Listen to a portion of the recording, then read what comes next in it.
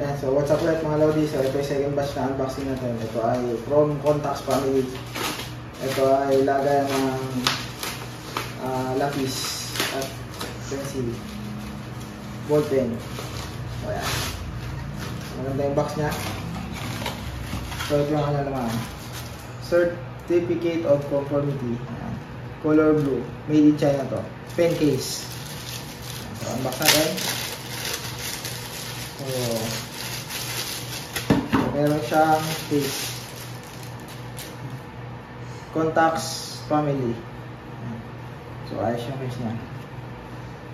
So ayan, siyempre meron siyang ano, label. Ganito siya kakapal.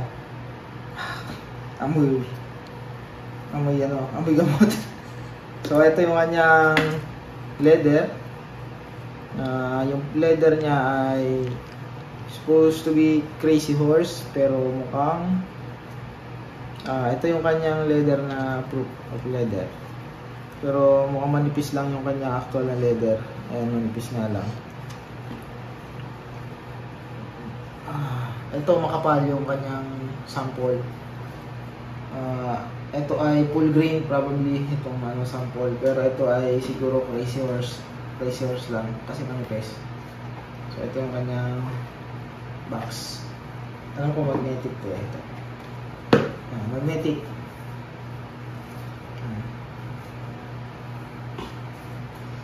So ayan yung ating, ito ay ano lang, siguro may karton, tapos ay may ang tawag dito, tela. Ayan. So try natin lagyan ang ating pencil. Ganito yan. Sakto.